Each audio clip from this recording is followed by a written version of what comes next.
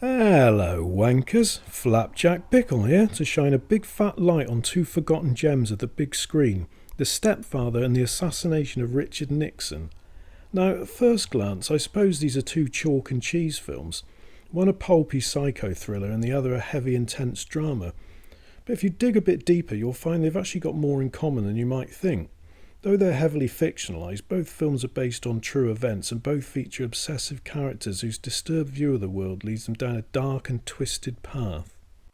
Let's start with 1987's The Stepfather, where attractive teenager Stephanie begins to suspect that her mum's new hubby might not be the great bloke everyone thinks he is. And her instincts are spot on because Jerry's actually a homicidal maniac who's on an endless quest to find the perfect type of family that he sees in phony commercials and cosy sitcoms on TV. And when they don't meet his impossibly high standards, he takes the necessary action to resolve the situation. Sadly, this doesn't involve marriage counselling or separation, but a more permanent solution. Then he promptly dusts himself off, showers off the blood, changes his appearance and moves on to another town without so much as a glance in a rear-view mirror. Well, the town in question this time is Oak Ridge in Washington, and unfortunately it looks like Jerry's going to be shit out of luck again in his new home, since stepdaughter Steph is acting up after her dad's death, getting suspended from school and grudgingly seeing a shrink. To be honest, calling Jerry a homicidal maniac is a bit unfair. I mean, okay, he is pretty fucking warped, but his intentions are undeniably genuine. I mean, this is a bloke who tries really hard to grab his slice of the American dream, and you certainly can't argue with his commitment to achieving that goal, given that he's willing to commit mass murder to get what he wants. The problem is he'll never get what he wants, because he's searching for something that doesn't really exist, so sooner or later there'll always be something to upset his world and leave him reaching for the bread knife. Loosely based on spree killer John List and with a smart script by crime author Donald Westlake, The Stepfather is definitely not a whodunit. We know the villain is from the get-go, but that's not what makes the movie so tense. We know Jerry's going to snap and go apeshit, it's just a question of when. And to ramp up the tension even more, there's a subplot involving the brother of one of Jerry's previous victims who's attempting to find him and deliver some .38 caliber justice. This character, Jim Ogilvy, spends the entire film tracking down his nemesis, only to meet a grisly demise, which I found kind of disappointing. He reminded me of that poor bastard in The Shining who drives hundreds of miles through a blizzard to rescue a little kid, only to end up with an axe stuck in his chest, and ultimately making no real impact on the way the story plays out. On the plus side, at least Ogilvy gets to be the recipient of one of Jerry's fruity one-liners after he turns up unexpectedly on his doorstep. Next time, Jim, call before you drop by. In fact, one of the best things about The Stepfather is how the undercurrent of black humour that runs through the film never derails the drama. Because for me, there's nothing more friggin' irritating than a thriller where the puerile humour ruins the tension. And a lot of the credit for this has to go to actor Terry O'Quinn, who never leans too heavily on the quips and really nails the part, delivering a frightening portrayal of a truly twisted man. But he's also weirdly sympathetic at times too, as he gives little hints to the type of childhood he probably endured. Aside from a couple of overacted close-ups, his performance is pretty hard to fault. We should also mention Jerry's dazzling array of grotesque 1980s jumpers, which are almost as disturbing as his psychotic outbursts. I mean, this man has got style. As for the other actors, Shelley Hack doesn't get a great deal of screen time as the missus, but she does the job just fine, while Jill Schoelen makes Stephanie likeable, attractive and resourceful. And as for the shower scene, I don't want to hear any whining about objectifying women and all that shite, because the fact is the scene is crucial.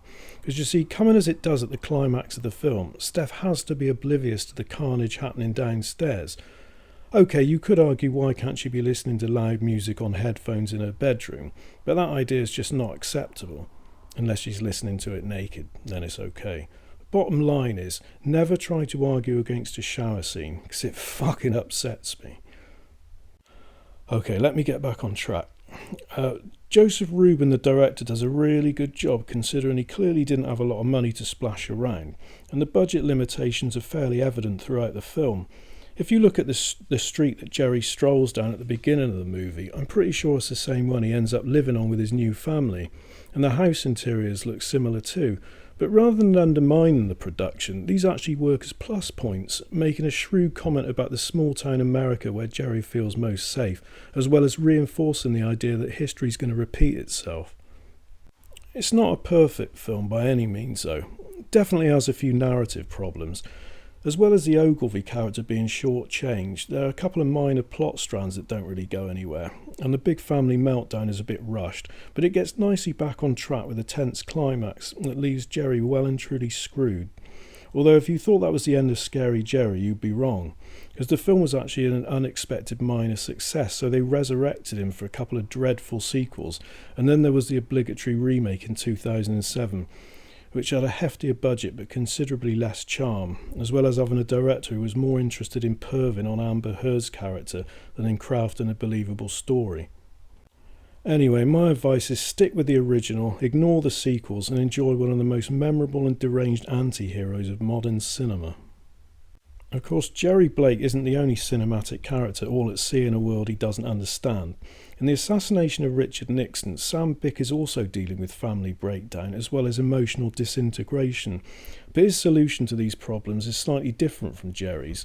Rather than slice his family members up like Provolone, he decides to hijack a passenger plane and fly it into the White House. I should say at this point, this film is not a rom-com. Separated from his wife and kids and stuck in a job he hates with the boss from hell, Bick is a lonely, alienated figure. Enraged by the dishonesty and greed of corporate America, Sam develops a dangerous fixation with the US president, blaming Nixon for his own unhappiness and inability to improve his position in life. Now thankfully, the real-life Bick was too unstable and disorganised to carry out his plan successfully.